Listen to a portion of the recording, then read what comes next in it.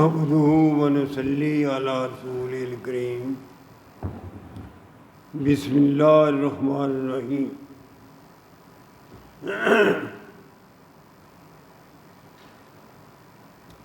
یا ایہا الذین آمنوا کتب علیکم الصیام کما کتب علی الذین من قبلکم لعلکم تتقون۔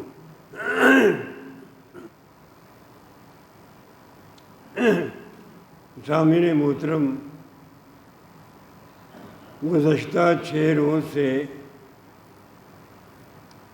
ماہ رمضان کلمہ پڑھنے والوں پر سایہ فگن ہے۔ یہ وہی مہینہ ہے جس کے بارے میں نبی اکرم صلی اللہ علیہ وسلم نے فرمایا کہ اس کا پہلا عشرہ رحمت ہے، دوسرا عشرہ مغفرت ہے اور تیسرا عشرہ جہنم کی آگ سے نجات ہے۔ یہ وہی رمضان کے مہینے ہیں جن کے متعلق نبی اکرم صلی اللہ علیہ وسلم نے فرمایا کہ ایک مسلمان کے لیے روزہ ڈال ہے۔ یہ وہی رمضان ہے جس کے روزوں کے متعلق نبی اکرم صلی اللہ علیہ وسلم نے فرمایا کہ جس نے ایمان اور احتساب کے ساتھ روزے رکھے اس کے سارے گناہ پچھلے معاف کر دیے جائیں گے۔ یہ وہی رمضان ہے جس کے بارے میں نبی اکرم صلی اللہ علیہ وسلم نے فرمایا شیطان کو قید کر دیا جاتا ہے اور جنت کے دروازے کھول دیے جاتے ہیں۔ یہ وہی رمضان ہے جس کے بارے میں نبی اکرم صلی اللہ علیہ وسلم نے فرمایا کہ وہ بندہ بڑا بد قسمت ہے، وہ ایک لحاظ سے ہلاک ہو جاتا ہے جس کی زندگی میں رمضان آئے اور اپنی بخشش کا سامان نہ کرے۔ لیکن ایک اور فرمان نبی کریم صلی اللہ علیہ وسلم کا وہ یہ بھی ہے کہ کوئی بندہ جو روز رکھ کر روزے کے تقاضے پورے نہیں کرتا، روزہ کہتا ہے جھوٹ نہ بولو، روزہ کہتا ہے کسی کی غیبت نہ کرو، روزہ کہتا ہے دغا فریب نہ کرو۔ اگر کوئی بندہ روزے کے تقاضے نہیں پوری کرتا اس کو سوائے بھوک اور پیاس کے کچھ نہیں ملے گا۔ رکھ رہا ہے روزہ رکھا کرے لیکن اسے ملے گا کچھ نہیں۔ اب میں اس آیت کی طرف آتا ہوں۔ یہ آیت ہجرت کے دوسرے سال جنگ بدر سے پہلے یہ آیت نازل ہوئی تھی، روزے فرض کیے گئے تھے۔ اللہ نے فرمایا کہ یا ایھا الذین آمنوا کتب علیکم الصیام، اے مسلمانوں تم پر روزے فرض کر دیے ہیں، کما کتب علی الذین من قبلکم، جس طرح کہ تمہارے پہلے لوگوں پر روزے فرض کیے گئے تھے، لعلکم تتقون، تاکہ تم تقوی اختیار کرو۔ روزے فرض ہونے سے پہلے نبی اکرم صلی اللہ علیہ وسلم نے اپنے ماننے والوں کو، مسلمانوں کو، صحابہ کرام کو یہ ہدایت دے رکھی تھی کہ ہر مہینے 3 روزے رکھا کریں 2 ہجری سے پہلے۔ یعنی آپ کہہ سکتے ہیں کہ 15 سال 13 سال مکے کے اور 2 سال مدینے کے یہ نفلی روزے تھے، اور نبی اکرم صلی اللہ علیہ وسلم کی ہدایت کے مطابق ہر مہینے مسلمان 3 روزے رکھتے تھے۔ جب یہ آیت نازل ہوئی تو روزے فرض کر دیے گئے۔ اب تو ہر مسلمان پر یہ فرض تھا کہ وہ روزے رکھے۔ اس کا جو مقصد ہے نا، یہ بات ذرا غور کرنے والی ہے، سمجھنے والی ہے۔ اللہ تعالیٰ نے اس کا مقصد تقویٰ بتایا، صرف روزوں کا۔ نماز کے بارے میں تقوی کی بات نہیں کی، زکوٰۃ کے بارے میں تقوی کی بات نہیں کی، حج کے بارے میں تقوی کی بات کی، اور بہت سی باتیں کی ہیں، لیکن تقوی کا لفظ جو ہے نا، اس کا مقصد تقویٰ وہ صرف روزوں کے لیے استعمال کیا گیا۔ اب ہمارے لیے یہ سمجھنا بہت ضروری ہے کہ تقویٰ ہے کیا۔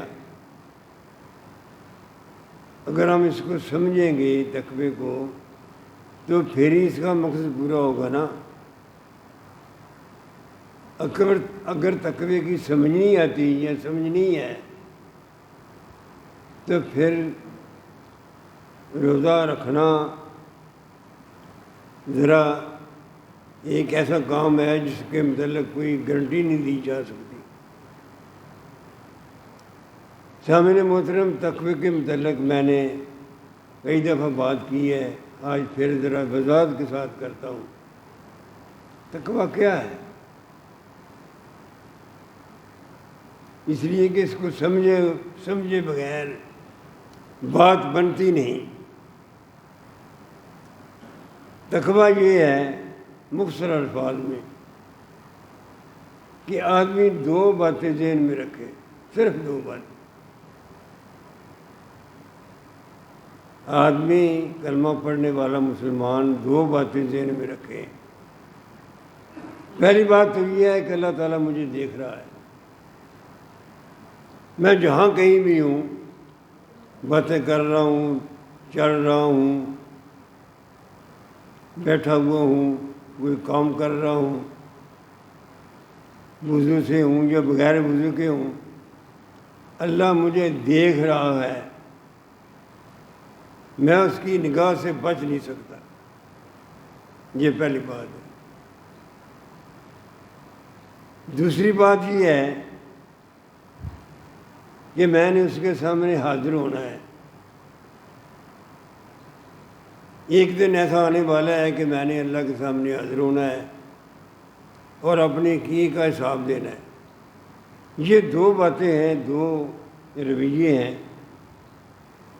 اگر یہ ذہن میں آ جائیں، بندہ اس کا عادی ہو جائے، بندہ اس کو سمجھ لے، تو ہم کہہ سکتے ہیں کہ وہ متقی ہے۔ اب یہ سوال پیدا ہوتا ہے کہ اللہ تعالیٰ نے روزوں کے ساتھ تقوی کو کیوں منسلک کیا؟ یہ روزے میں کیا ایسی بات ہے کہ اس سے تقویٰ پیدا ہوتا ہے؟ یہ بات سمجھنے والی ہے۔ میں نے پہلے کہا نا کہ نماز کے بارے میں نہیں یہ بات نہیں کہی گئی، زکوٰۃ کے بارے میں یہ بات نہیں کہی گئی، حج کے بارے میں یہ بات نہیں کی گئی۔ خاص طور پر روزوں کے بارے میں اللہ نے کہا یہ تقویٰ پیدا کرتا ہے، یہ ایسا رویہ پیدا کرتا ہے کہ آدمی سمجھ لیتا ہے کہ اللہ تعالیٰ مجھے دیکھ رہا ہے اور میں نے اس کے سامنے حساب دینا ہے۔ ایسا کیوں کہا ہے؟ روزے میں کیا بات ہے جس سے یہ انسان کا ذہن، اس کی سوچ ڈیولپ ہوتی ہے؟ کیا بات ہے؟ ذرا آپ غور کریں تو آپ کو معلوم ہوگا کہ روزہ جو ہے وہ اللہ تعالیٰ اور اس کے بندے کے درمیان معاملہ ہے۔ کسی کو نہیں یہ پتہ ہوتا کہ بندہ روزے سے ہے یا نہیں ہے، یہ صرف اللہ اور اس کے بندے کے ساتھ معاملہ ہے۔ مثلا ہم نماز پڑھتے ہیں، لوگ دیکھتے ہیں، جس کو زکوٰۃ دیتے ہیں اس کو پتہ ہوتا ہے نا۔ آپ زکوٰۃ دیتے ہیں پھر بھی وہ پتہ ہوتا ہے لوگ۔ آپ حج کرتے ہیں، سارے لوگ جانتے ہیں، دیکھتے ہیں۔ لیکن روزے کے بارے میں کسی کو نہیں پتہ ہوتا کہ یہ بندہ روزے سے ہے یا نہیں ہے۔ اس کا مطلب یہ ہے کہ روزہ ایسی عبادت ہے جس کا تعلق رب کے ساتھ ہے۔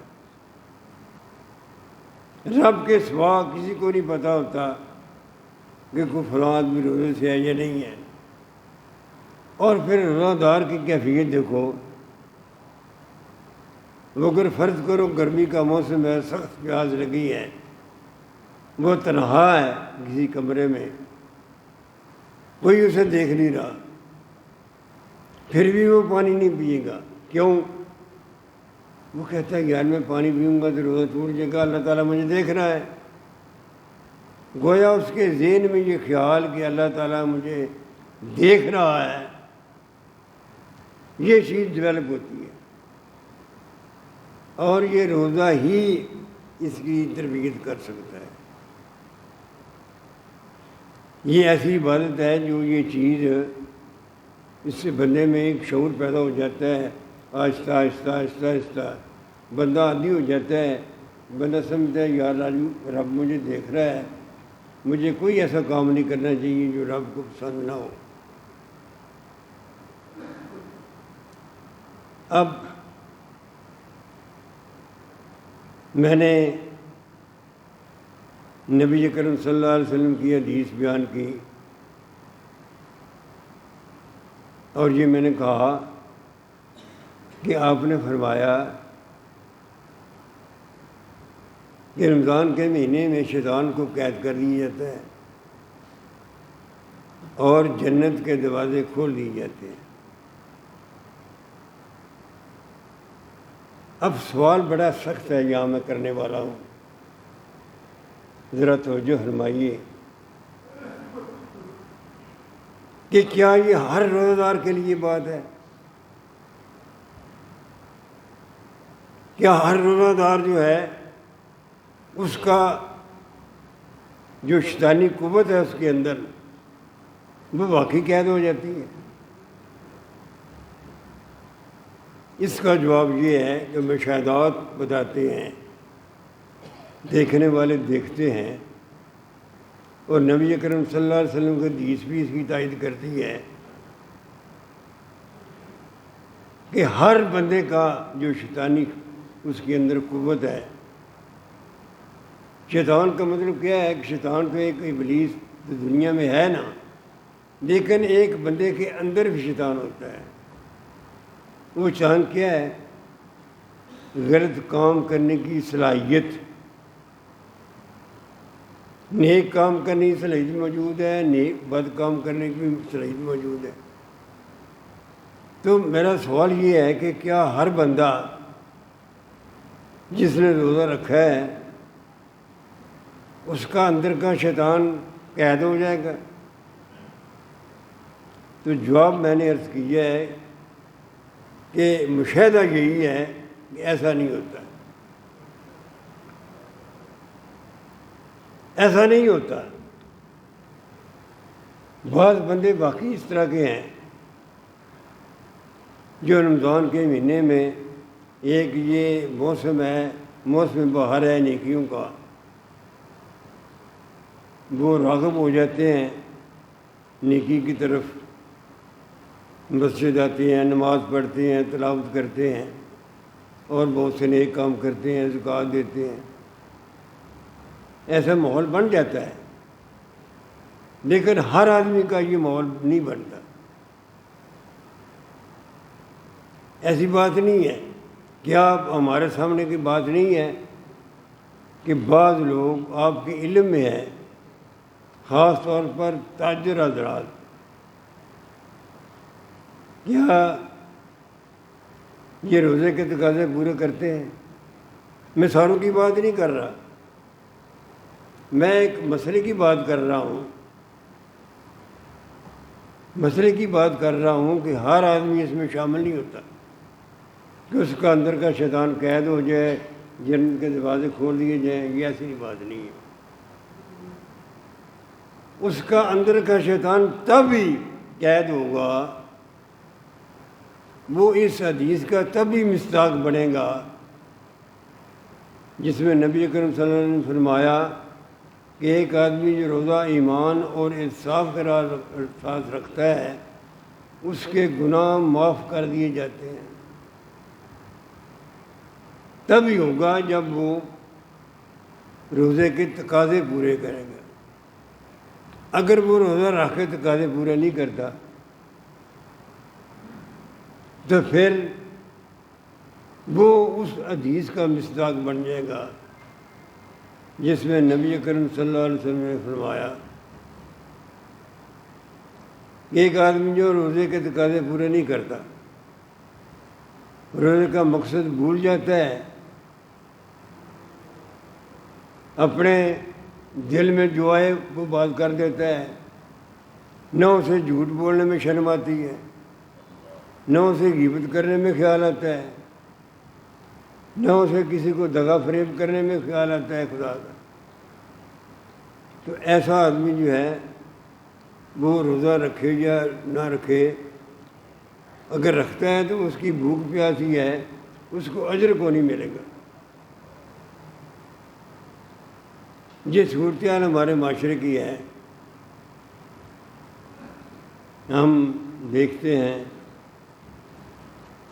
ہمارے مشاہدے میں یہ بات آتی ہے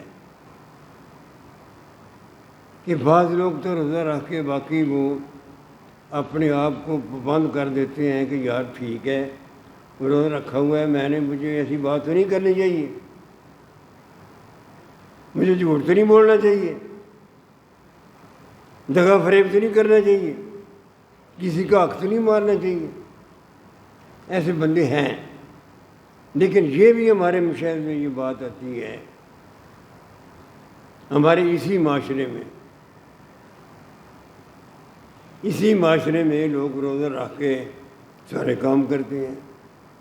خاص طور پہ کیا بات ہے کہ رمضان کے مہینے میں چیزیں وہ مہنگی کر دیتے ہیں، چیزوں کو سٹاک کر دیتے ہیں، یہ سریعاً خلاف ورزی ہے روزے کے مقصد کی۔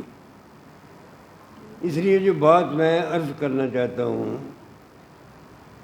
تقوی کے سلسلے میں وہ یہ ہے کہ عبادت کوئی بھی ہو، جب تک آدمی اپنے آپ کو اس کا پابند نہ کرے، اس کے تقاضے پورے نہ کرے، یہ محض ایک رسم جو ہے نا یہ اللہ کو منظور نہیں ہے۔ کوئی بھی عبادت، خاص پر روزہ،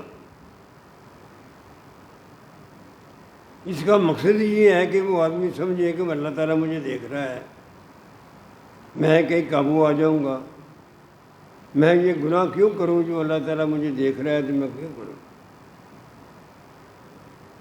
تو کہنے کا مطلب یہ ہے عبادت آپ کوئی بھی کریں، عبادت آپ کوئی بھی کریں، مثلا نماز ہے، 5 وقت نماز پڑھتے ہیں تو اس کے متعلق قرآن پاک کی آیت ہے، نبی کریم صلی اللہ علیہ وسلم کی حدیث ہے کہ ایک آدمی نماز پڑھتا ہے 5 وقت، اس کے باوجود وہ ظالم ہے یا اس کا اندر سیاہ ہے، وہ نماز کے تقاضے پورے نہیں کرتا، تو جو سمجھ لے اس کی نماز نہیں ہوئی۔ یہ حدیث ہے نبی کریم صلی اللہ علیہ وسلم۔ پھر قرآن پاک کی وہ آیت ان الصلاۃ تنہی عن الفحشاء والمنکر، یہ تو رب کا فرمان ہے نا۔ نماز ہوتی وہ ہے جو آدمی کو منکرات سے بچاتی ہے۔ اگر کسی کی نماز نے منکرات سے نہیں بچایا، وہ نماز بھی پڑھتا جا رہا ہے، منکرات سے بھی وہ نہیں بچا، فحاشی سے نہیں بچا، جھوٹ سے نہیں بچا، غلط کام سے نہیں بچا، تو رب کے اس فرمان کے مطابق اس کی نماز نہیں ہے۔ ورنہ نماز کا تو یہ تقاضا ہے نا، ان الصلاۃ تنہی عن الفحشاء والمنکر۔ نماز ہوتی وہ ہے جو آدمی کو منکرات سے بچاتی ہے۔ یہ اللہ کو نعوذ باللہ من ذالک ہم دھوکہ نہیں دے سکتے۔ بعض لوگ یہ سمجھتے ہیں چلو نماز پڑھ لی اپنی جگہ ٹھیک ہے، اس کو حساب ہو جائے گا، جھوٹ بولا ہے اس کا اپنا جگہ گناہ ہو جائے گا، اللہ سے معافی مانگ لیں گے۔ یہ اس طرح کی بات نہیں ہے۔ ایسی بات نہیں ہے کہ نماز کا الگ فائدہ ہو جائے اور جو آپ غلط کام کر رہے ہیں اس کا الگ نقصان ہو جائے۔ یہ ایسا کوئی کھاتا نہیں ہے اللہ کے ہاں۔ اس کا کھاتا بڑا صاف ہے۔ اگر اس کی عبادت کرنی ہے تو اس کے تقاضے پورے کرو، اگر تقاضے پورے نہیں ہوتے اس عبادت کا کوئی فائدہ نہیں ہے۔ میں اپنی طرف سے بات نہیں کر رہا، میری کیا حیثیت ہے؟ میں تو نبی کریم صلی اللہ علیہ وسلم کی حدیث کی تشریح کر رہا ہوں۔ دیکھو ایک طرف روزے کی انتہا یہ ہے، اس کا ثواب یہ ہے کہ ایک حدیث قدسی ہے، اللہ تعالیٰ فرماتا ہے کہ روزہ میرے لیے ہے، میں اس کی جزا دوں گا۔ یعنی اتنی بڑی جزا کہ کرام الکاتبین لکھ ہی نہیں سکتے، اتنی بڑی جزا۔ کہاں یہ بات اور کہاں یہ بات کہ ایک آدمی جو روزے کے تقاضے نہیں پوری کرتا اس کو بھوک اور پیاس کے سوا کچھ نہیں ملتا۔ وہ یہ بات سمجھ لے کہ وہ بھوکا اور پیاسا ہے اور ملے گا کچھ نہیں۔ سامعین محترم، اللہ تعالیٰ نیتوں کا آپ جانتا ہے، وہ دیکھتا ہے۔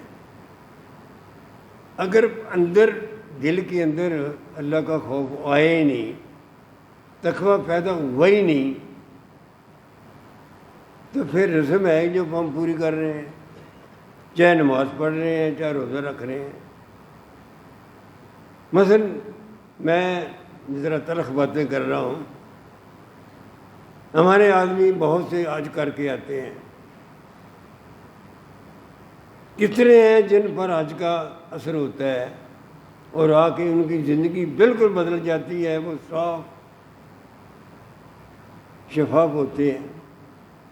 ورنہ ہم نے دیکھا ہے کہ آدمی حج کر کے آتے ہیں تو سمجھتے ہیں پچھلے گناہ میں نے معاف کرا دیے ہیں، وہ کیا غلط بات کرتے ہیں۔ جس رب نے معاف کرنا ہے اس کا اختیار ہے، معاف کریں یا نہ کریں۔ ہم کون ہوتے ہیں اپنے طور پر فرض کر لیتے ہیں کہ بس ہم حج کر رہے ہیں چلو پچھلے گناہ سارے معاف ہوں گے۔ بھی معاف کرنے والا تو نیت کا حال جانتا ہے نا، ایسی نہیں ہے بات، ایسی بات نہیں ہے۔ میں پھر عرض کر رہا ہوں کہ کوئی بھی عبادت اس کے تقاضے ہوتے ہیں جب تک وہ تقاضے پورے نہ کیے جائیں۔ یہ واقعی حدیث ہے، حج کے متعلق آپ نے فرمایا کہ وہ حج کر کے آتا ہے تو ایسا ہے جس طرح اس نے سارے گناہ معاف ہو گئے ہیں جس طرح آج پیدا ہوئے ہیں۔ لیکن اس کے لیے محنت تو کرنی پڑتی ہے نا۔ صرف سفر جو ہے حج کا وہ کرانے سے ہوائی جہاز میں بیٹھ کر آنا اور جانا، اس سے بات نہیں بنتی۔ بات تو تب بنے گی جب اندر صاف ہوگا۔ اگر اندر میرا صاف نہیں ہے، اندر رب کا ڈر خوف نہیں ہے، اندر یہ بات نہیں ہے کہ رب مجھے دیکھ رہا ہے، میں نے اس کے سامنے جواب دینا ہے، اگر تقاضے میں نے پورے نہیں کیے تو پھر مجھے یہ کہنے دیجئے نبی کریم صلی اللہ علیہ وسلم کی حدیث کے مطابق کہ آدمی کو رسم تو پوری کر لے گا، وہ حج بھی رسم بن جائے گا، نماز بھی رسم بن جائے گی، روزہ بھی رسم بن جائے گا۔ روزہ وہ ہے جو آدمی کو بدل کے رکھ دے، اندر بدل جائے، رب کا خوف پیدا ہو جائے۔ رب کیا کہتا ہے؟ رب اتنی بات ہی کرتا ہے نا، وہ بات کرو جو میں کہتا ہوں، اس بات سے باز آ جاؤ جو میں منع کرتا ہوں، اتنی بات ہی ہے نا۔ رب کوئی ایسی بات نہیں کرتا جو آپ کو تکلیف دینے والی ہے، جو آپ کو مشکل پیش آنے والی ہے، ایسی بات تو نہیں ہے۔ رب یہی کہتا ہے نا کہ میرے نبی کی پیروی کرو، سنت پر عمل کرو۔ تو اگر ہم نے یہ باتیں نہیں کرنی ہیں تو پھر وہ نبی کریم صلی اللہ علیہ وسلم کی حدیث بالکل حالات کے عین مطابق ہے جو آپ نے فرمایا ہے۔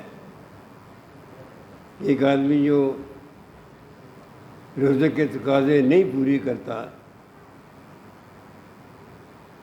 روزے کے تقاضے پورے نہیں کرتا، اس کو بھوک اور پیاس کے سوا کچھ نہیں ملتا۔ میں کبھی کبھی خیال آتا ہے مجھے، میں ایک مثال دینا چاہتا ہوں صحابہ کرام کی، کہ آپ نے لفظ سنا ہے عشرہ مبشرہ کا۔ 10 صحابی ایسے تھے جن کو نبی کریم صلی اللہ علیہ وسلم نے دنیا میں جنت کی بشارت دے دی تھی۔ ان میں خلفاء راشدین بھی تھے، ابو بکر جنتی، عمر جنتی، عثمان جنتی، علی جنتی۔ ان کا کام اگر وہ سوچتے تو کام تو بن گیا ہے۔ جب اللہ کے نبی فرما رہے ہیں کہ تم جنتی ہو، پھر تو کوئی بات نہیں، ٹھیک ہے، جنت تو مجھے مل گئی ہے۔ وہ بے فکر ہو جاتے اور باقی جو زندگی ہے وہ دین کے تقاضے پورے کریں یا نہ کریں، کیا بات، فرق کیا پڑتا ہے؟ لیکن تاریخ ہمیں بتاتی ہے کہ عشرہ مبشرہ جو صحابہ کرام تھے، باقی سارے صحابہ کرام بھی، یہ خاص طور پر ان کی زندگی میں کوئی ایسا واقعہ نہیں ملتا کہ باقی زندگی انہوں نے خدا کے خوف کے بغیر گزاری، کبھی بھی۔ حضرت ابوبکر صدیق رضی اللہ تعالیٰ عنہ جو امت کے میں سب سے افضل ہیں، وہ آخر دم تک اپنے اعمال کو، اپنے ذہن کو، اپنی کیفیت کو بالکل اللہ کے دین کے مطابق ڈالتے رہتے تھے۔ جب وہ فوت ہوئے ہیں حضرت ابوبکر صدیق رضی اللہ تعالیٰ عنہ، جن کا نام اصل عبداللہ تھا، اصل نام ان کا عبداللہ تھا، ان کی کنیت پڑ گئی تھی ابو بکر۔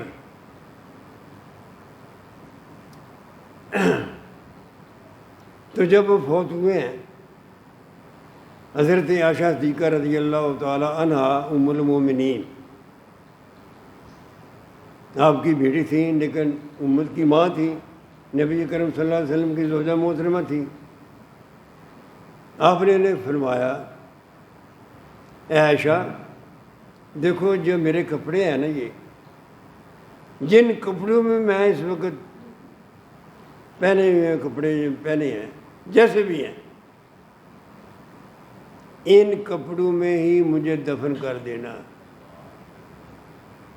جو تم نیا کفن خریدو گی وہ کسی زندہ آدمی کے کام آ جائیں گے کپڑے، وہ نیا کپڑا نیا کفن جو ہے وہ مجھے بنانے کی ضرورت نہیں ہے۔ اتنا ڈر ہے خدا کا کہ میں وہ بات ان کپڑوں میں جب مجھے دفن کیا جا سکتا ہے تو مجھے وہ قیمتی کپڑا لا کے وہ ایک لحاظ سے میرے لیے اسراف ہوگا۔ اور دفن کہاں ہو رہے ہیں؟ نبی کریم صلی اللہ علیہ وسلم کے پہلو میں۔ کیا بات ہے شان کی۔ تو میں عرض جو کر رہا ہوں یہ ہے کہ اصل جو دین ہے نا، یہ دین پر عمل کرنا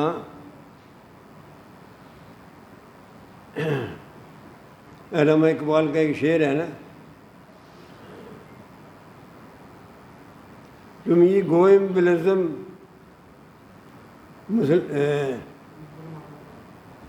ہاں کہ ان کا مفہوم یہ ہے کہ وہ کہتے ہیں کہ جب میں اپنے آپ کو مسلمان کہتا ہوں نا تو میں لرز جاتا ہوں، اس لیے کہ مسلمان ہونے کے تقاضے بڑے مشکل ہیں۔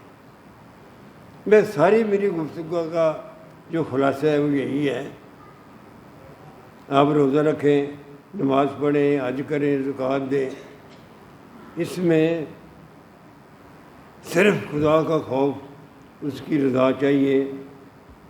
اگر وہ نہیں ہے، اگر ہمارا اندر صاف نہیں ہے، ہمارے اعمال وہی ہیں، عادات وہی ہیں، تو پھر یہ رسم بن جاتی ہے، وہ عبادت خدا کو منظور نہیں ہے۔